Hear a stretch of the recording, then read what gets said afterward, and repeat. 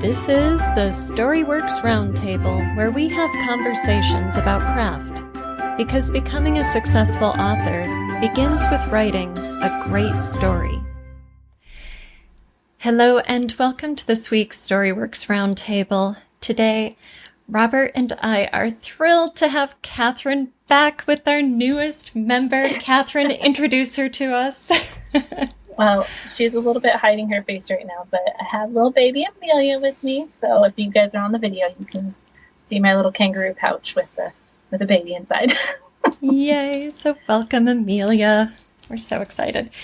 All right, we are going to be talking about routine, a timely topic for the new year as we all get back into routine post-holidays. I was listening to a non-writing related podcast, and at the end, the host asked his guest what his routine is, just his daily routine, how he's productive, what he does, what he thinks about. And I thought, why is everybody so into everybody else's routines? And yet, you know, I'm not immune to that curiosity. So who wants to kick us off? Thoughts about routine? Maybe before we dive into what our routines are, why do we like to know what everybody else is doing? I reckon it's because it sounds like it's a magic bullet. You know, you think, oh, if I can just find that one routine that somebody's managed to stumble on, and it's going to completely change my day. And it's definitely become, maybe to some degree, a bit faddish as well. It's a modern trend, you know, or maybe if I think back to the sort of 80s and 90s, it was all about goal setting. And you know, and I think this is great because routines are inputs, not outputs, I think. And I do like, for writing, I think that's extraordinarily important. So maybe writers are a bit more fascinated because we think if we could just find that routine, that key that will just suddenly deliver me 12,000 words a day, that's it. And it's not a bad way to be. Of course, then you have to follow the routines. But as far as I know, we all have them unconsciously anyway. So I guess it's just a modern thing, modern fascination, maybe. Yeah, I think you're right on about the silver bullet phenomenon. But all the various routines I've tried to adopt and adapt into my life have not proven to be that magic, you know, bullet that transforms everything. I don't know. How about you, Kathryn? Have you found any magic routines? Oh, no. But I think for me, a lot of times it's fun to hear the commonality, right? What like different people have in common. Like they may have completely separate routines, but when you start finding the things they have that productive people have in common, you're like, oh, that's the key. That's what I need to put into my routine to make myself more of anything, right? So do you listen to people talk about their routines with an ear for what you're doing right? Like, oh yeah, I get up at 5 a.m. too, gold star. Or are you only listening with the critical ear going, ooh, I should do that. Ooh, that guy's got it going on so much better than I do. I try very hard to remain positive because it's very easy to get down on myself for not doing things properly, in quotation marks. And I think as soon as you start that death spiral, you know, no routine is going to help you. You just need to remain positive about what you're doing right. And then, you know, as you start adding more things in, that's continuing to do right rather than being negative and critical. At least for me, mentally, that does not work out in my favor. Right. I like the carrot approach. Definitely. How about you, Robert? Carrot or stick? I'm always a stick person, sadly. Yeah, I was going to say. I like it's sort of like a buffet approach, isn't it? You sort of listen to these routines and you think, oh, that's something I can use. That's a really good idea. I think we've spoken about it before, but I really like James Clear's Atomic Habits book. He's famous for that book now, but his newsletter's worth joining actually because you get some once a week he sends out 3 different little snippets of ideas, and they're really nicely packed sentences, and you think, and they are like a buffet. You simply go, oh yeah, I could use that. that's good. I like that. But what I'm coming to is that I think sometimes you can break a pattern with just one small thing, and so it's like a little. I'll give a cooking analogy. Maybe you're used to, cooking Italian food a certain way, and then you spend some time with someone. You go, oh no, this is what you do with the herbs. You do this first and soak this thing here. Ooh, really? Okay. And you try that next time around. Oh, that really works, and it becomes cooking analogy baked in. So, I think life routines can be like that. There's that misnomer that. It takes 21 days to form a habit, which is incorrect. I think it originates from the way they were trying to teach people who had lost limbs to recover, to dispense with old autonomies and incorporate new movement. Because they would always reach for things, or you try and use you've got the phantom limb idea as well. And they found that on average, it took around 3 or 4 weeks. It became adopted by the sort of, the goal setters in the 80s and 90s. But realistically, the example I always used to give was, suppose you go out to your kitchen and you've accidentally left the stovetop on. It's one of those electric ones and it's hot, and you forget. But you lean down, you put your hand on it, and you go, oh, that was really hot. Are you going to have to wait another 21 days to try that before you stop doing it? No. I mean, if there's enough pain, you're going to change things immediately. So I think, and that's one of the reasons why I like the stick, because it gives me all that pain to change. There you go. Yes, and now I know why all of my new habit challenges fail on day 22. Exactly. I'm like, check the box on day 21, day 22. I'm back to, sleeping in or whatever. See, I accomplished those 21 days. Shouldn't this just be natural? That's right. Yes, I know. Aren't I done? But this is why I think if you can daisy chain, I like the idea of this new concept of habit stacking, where, you attach one new thing to something that you do existing. So you might say, okay, well, in the morning I always get up and I always go and grab my coffee. Well, if that's something you always do, what else can you attach to that to then make it work? Yeah, so is that something that you have had success with, Robert? I know you brought up Atomic Habits probably 2 years ago, because I know I bought the book after you first brought it up. So can you say this is now, tried and tested and tried and true in your life, this notion of habit stacking? Yes, to some degree. I mean, there are things that obviously I still feel like I'm not successful with.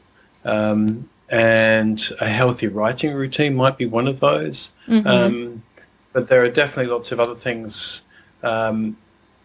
Diet and exercise definitely has made a big difference to start to think about how to make subtle shifts like as if you start out with 2 lines parallel to each other, but if you alter one by half a degree, once you go out several miles or kilometers, they're going to be a long way apart. So I like the idea that small changes can lead to big things. So I definitely have done that. Particularly during coronavirus and lockdowns, probably like many, the sweet tooth came back with a vengeance. I did do some. I changed. You could argue, I don't know if it's really a routine, but I just simply stopped buying some of the things that were going to end up, because if they were in the pantry, I would eat them. So willpower is never going to work in that respect, because you always say, well, I'll just wait until I finish these. But if they're never there, then you have to find a new routine, which for me, in my case, might have been grabbing something else or just simply having a glass of water instead. Yeah. I heard somebody recently, and forgive me, I don't remember where I heard this, but they were talking about exercise and doing mini workouts of 5 to 10 minutes. You put the kettle on, and while you stand there, you do some squats or something, or you stretch your hamstring, and people get in this mindset of that doesn't count, so I won't bother. They think it only counts if you get your bag and drive to the gym and spend 2 hours on, you know, the machinery and drive back home and take a shower, and there goes your whole evening. But the speaker pointed out that we brush our teeth for, you know, about 2 minutes twice a day, and we don't say, oh, that doesn't count. You don't go to the dentist and go, well, why bother brushing my teeth? It's only 2 minutes a day, or, you know, 4 minutes a day. And I think we can apply that attitude as with the atomic habits of making small changes and seeing big accumulation. You know, it's not immediate gratification, but it does add up. So if you only write 200 words in a day, that's 200 words you wouldn't have if you didn't spend that time, even if it was only 20 or 30 minutes on it. I had a course in graduate school where we had to write 10 pages, 10, you know, typed manuscript pages toward our novel each week, and bring our binder in each week and show it to a partner who signed off on it. So at the end of 13 weeks, we would have 130 pages toward a novel. I mean, that's no small chunk of a manuscript, right? So, and it didn't matter if you wrote 10 pages in one sitting on a Sunday, or if you eked out a page and a quarter a day for that week. It was just get something done.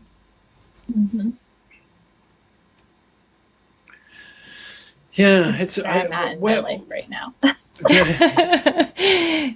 Why do routines fail? I think, you know, what is it that takes us off that wagon? That's the most frustrating thing, isn't it? When you hear something, you know, yeah, I'll try that, and like you say, Alida, I mean, jokingly, you know, we get to day 22, and you go, all right, okay, I'm done with that one now, and move on. Right. You know, is it this constant search for something new and shiny? Is it that we don't? When I was teaching presentation skills, one of the things that I pushed very hard was for people not to be flawless, and that to understand that presentation skills is largely about recovery skills, because you can't hook an entire audience full-time, 100% of the time. People zone out. So your work is to constantly reel people back in again. And I suspect that routines are a little bit like that as well. You've got to constantly reel them back in again and reevaluate. Say, okay, what am I missing? And I'm sure if I look back to, say, 2 years ago when I was talking about atomic habits, there will be things in there that I had intended to do that maybe I did do. They maybe just slipped out of life because, you know, something like a global pandemic came along, or, you know, something that distracted us or occupied our attention. So, right. I wonder how, the whole idea of 21 days to make a new habit, part of the reasoning behind that, of course, is that you're making it conscious. You bring conscious awareness, which is helpful. Right.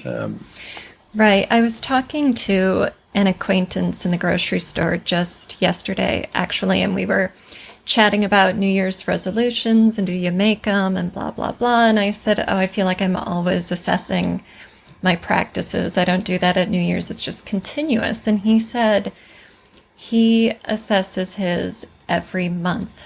You know, I think he uses the new moon as a marker or something, but it could be the first of the month or whenever. And I had kind of a whoa moment because it was a scheduled thing. You know, I sort of assess when I notice I'm backsliding or when I notice something is working. And I wonder if we put it in the calendar. Okay, time to check in with yourself. Is this working? Do I need to change the time my alarm goes off?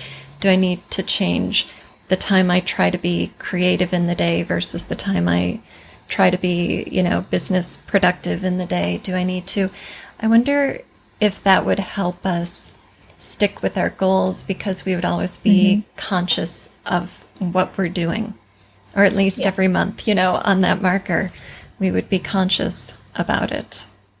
The best storytellers move their readers, whether to laughter, tears, or some other point on the spectrum of human emotion. In order to write emotionally evocative, sensory-rich, compelling narratives, we must mine our wellspring of personal experience using the storyteller's first set of tools, our memory, emotion, and body. New live workshop starting very soon is available for enrollment right now.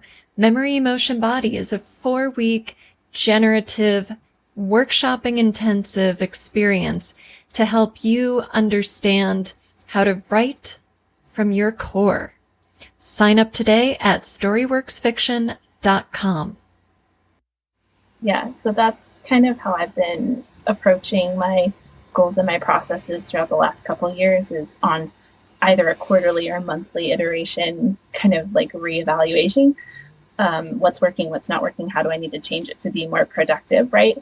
And I just want to show a little example. So sorry for those of you on audio only. You can pop over to the video if you want. So I do bullet journals, but I don't actually do a bullet journal the way that most people would think of a bullet journal. It's not super pretty. It's kind of just my version of creating my own planner. Okay, so this was the beginning of the year last year. Beautiful grid spread. Grids with highlights. This Plenty is of the end text of the on it, year. lots of bullets. All right, Different, okay, yeah. Different spread, yeah. much more Yep. economy oriented. This was after the baby. Schedule, menu, to-do list. That's what it turned into. So instead of having daily to-dos, because I honestly couldn't have told you what day it was most of the time. I just had a weekly to-do list, and it kept me going and marking things off. But it also didn't have nearly as many highlights as the beginning of the year either. So not as much stuff got done. But I find that if I check in every month and I can look back through, okay, what did I get done? What's still on the to-do list? How am I doing priorities-wise? Are the priorities getting pushed down or are they not? I wouldn't be able to tell you that if I didn't have it written down. So for me, the bullet journal thing, planner thing works because I can write it down. I can see it. I can look back and say, okay, in November, I had on my to-do list every single day this thing, and it never happened. So why didn't that happen? And was it that important? Should I have given it to somebody else to do? Was it really something that should have been on my plate? And that kind of back and forth with myself allows me to create better processes for the future as I kind of get used to a new thing. And I think that everybody has things in their life that have to hit the reset button. I mean, I hit an extreme, right? I had a second child, but I think everyone else has those moments too, whether it's the job changes hours or all of a sudden you have a group meeting on such and such day and you have to rearrange schedules, or you can't do this or you can't do that. And it just throws that routine for a little bit of a loop, and you have to recover, right? Like you said, Robert, recover. And I think if you have written down how you're doing, like being able to physically see that, even if it's in your computer, even if it's on your phone, like however you have it written, it's easier to iterate and move forward with a better version of your process for the time that you're in. So I like Absolutely. that. I like the rolling, the way that it rolls over as well, because I'm guessing that for many people the reason why we like the new year is because it's an artificial reset. Everybody hopes that 2020, the horrors of that are done, even though it's clear that it doesn't look like it's going to be that way at the moment, but we hope so. So that, it introduces that idea of hope that things will be different. But that 12-month interval is too big for us to hold in our heads. So what Kathryn, I think you're saying is you get that out of your head, you keep it rolling, you refer to it often, and that way you can catch things that haven't either yet been attended to, or things that are exciting that you think, no, it's time to do that one now. Totally. So I like it. Maybe because I do mine in separate sheets of paper. They're sort of I've always done that. I've done that like that for years and years and years. And for a while there, I did have a booklet, a spiral bound, but maybe I should go back to something like that. I can't do bullet journals. It's too fastidious for me. Well, that's the thing. I had to divorce I am not an artist. Like, I'm sorry. Like, I can draw straight lines when there's a grid to follow. That's about as good as you're going to get out of me. Yeah. So, but it's something about being able to write it down physically. And I'm so used to journals, right? The size of it, the shape of it. I have been carrying my journal around for probably 15 years now. So adding a planner size journal was a really good iteration for me, and so that was what worked. What do you do, Alida? Do you have I do something very similar to Kathryn. I just have a journal that I keep my to-do lists in, and they're dated, so then I can, it's just a bulleted to-do list, but when something is a priority, I put an asterisk, turn the bullet into an asterisk, and then I check stuff off, and one to-do list might take me multiple days to accomplish, but then if I complete something that has an asterisk, I can add a new priority if the rest of the stuff on that list is lower priority. So the lists sort of flow into each other, and sometimes a priority might be a really big thing like working on a book, and so that just keeps getting bumped over because I know in my head what the daily task is. I know in my head where I'm at. I tried Trello for a while and some other app too where you're breaking it down, and that works if you're really motivated by crossing off that little daily task, right? But I like to, Kathryn pointed at herself there. I don't find that motivating. I find it make work because then instead of just working on my book, I'm thinking about what task did I complete today? Did I revise a chapter? Or did I, tweak something? I don't care. I know I worked on it. Check that one off. And then I don't really bother going back and looking through it, but I do keep past journals so that at least I know it's there. I know I did something in that year, and every once in a while you just kind of open to a previous page, maybe accidentally, and you're like, oh, look at all that stuff I did. Cool, right?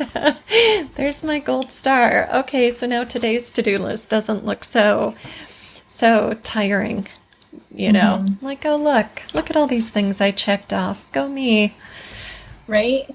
That's something, though, that when I changed from a daily to-do list to a weekly to-do list, the reason I had to do that was because my days got so frenetic. Like, I'd have this long list, and I'd just feel like I'll get this done on one day. And if I switch it to a weekly to-do list, then I can sit down on that day and look at the list of stuff that I need to get done this week and kind of go, okay, I have time for this, I have time for this. And I do prioritize it. So most important to least important. Right. So that way, I don't just spend all my time on the frivolous tasks, which are usually the fastest and easiest to get done. But I mean, that you have to kind of know yourself in terms of your time frame too, and how many tasks to put on each day. And that was what was overwhelming me, was when I tried to make daily to-do lists. I was like, oh my gosh, look at those 12 things I need to get done today. Versus if I just put it in a week, then I look at it and go, oh, actually, I don't have to get all of that done today. I can spread it out. So. Right. Yeah. And I like to have fluidity in my days. So outside of appointments that I have to keep or deadlines I have to make, if I am working on a project and I get into it and I'm in a flow state, I don't want to artificially stop.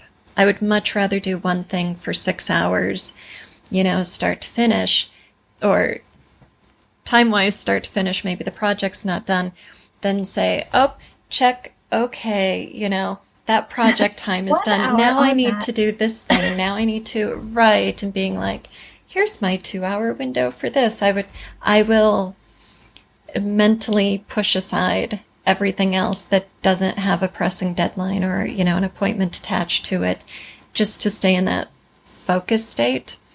And so that works much better for me, for my personality type or work type, than trying to vary the tasks I do in a day. I reckon that's one of the hardest things to do, actually, when you're an independent creative, is finding the zone, whether people call it, I need the muse, or I need to be in, that flow state. I mean, we've talked about this before. We're pretty sure you can artificially bring it in just by starting, so using routines to get there in the first place. But the to-do list can take over, and as you say, it either looks like make work or busy work, because those things need to get done. And the thing that gets pushed is the big rock. It's the 3 hours of getting in the zone, and I think that's where my routines suffer very badly. I'm a doer, and I like to get things done, and especially administrative things. Otherwise, they just bug the hell out of me. And so often what suffers then is my creative time, which is really, the wrong way around, isn't it? That's the thing that we should be prioritizing first. And if I think about what you both said, back in decades ago, I used to do a Sunday night plan, and then at the end of each day, I would review my list and write one for the next morning because it cleared my head. And in those days, I was very, very stressed, didn't know how to get rid of my stress. And so if I wrote my to-do list at the end of the day, it cleared my head, didn't go to bed thinking about it or dreaming about it. And that really, really helped. Don't need to do that these days for sleep reasons, but I'm wondering if it mightn't be a bad idea in terms of just that reset. I like the idea of the reset. Yeah, I do too. And I can, I want to clarify the thing I'm doing for 6 hours might not be creative writing. It might not be a book project. It might be something very businessy. It might be preparing captions and images for my Instagram account or something, but it's a task that takes concentration, and so I would rather not break that concentration. It might be editing a client's manuscript, it might be, but I tend to prefer to have one main task for a whole day so that I'm not changing my mental focus, so that I'm not feeling like I should be doing something else, or is my attention in the right place. It's just sort of like, here it is, go, run. Yeah, I think that's really smart. I think having that focused task thing, it just keeps you from not doing anything by doing everything else. Yeah. So there, maybe that's the clue then. We've been fascinated with each other's routines for the last 15 minutes. Maybe that's the clue, is that we, since the advent of the smartphone, perhaps, and therefore the rise of social media, we've all had to handle distractions in a way that we've never ever had before. Computers are everywhere. It's really hard to go for any length of time without looking at a screen. And so maybe the reason that people are fascinated by routines is that they help us get back to the core of what we want to be and do, as opposed to all the other things telling us what we should be and do. Maybe it's an essence thing. We could do a whole show on the routines of essence. We all want to be better at doing what we want to do. Right. We all have passions, whether or not it's writing. And it's like, if you can listen to somebody else's routine and get back to doing what works for you to get better at what you love, that's powerful. It is. Yeah. And I think, to go back to that question, why do we fail at our routines? One thing I've realized recently, or maybe I realized it in the past, but how things don't come home the first time you hear them and even say them and believe them. It takes more, experience with them or processing, is that whenever I try to do that thing I found outside of myself, it ends up failing, whether it's the miracle morning or it's the, whatever kind of magic bullet I think I've found, it ends up not working for me for some reason. So what I've realized, what my new approach is now, is to only do things that come from within me. So I can listen to somebody else's routine and say, ooh, I like that, but I'm not going to adapt it unless it feels like it's also organic, so I'm not pushing aside what wisdom other people have to share, or what, practicalities or opportunities are external to me. But I'm going to stop trying to see them as my solution and really, you called it the buffet, Robert, right? Like, pick from the buffet, but then make sure it's all in me. It's all coming from in here when I actually make a choice to implement something. Does that make sense? Maybe I think it's brilliant. I think maybe the best question we can ask them when being fascinated with others' routines is not, oh, I like that, but how can I internalize that? Right. And if it doesn't go down easy, kind of going back to that food metaphor, if it's not sitting right, or if it doesn't gel with what you already do or with what makes sense to you, then table it. You know, just stick it in a filing cabinet or on the back burner. We'll stick with food here and, you know, move on to something else. It might gel with what you're doing better later.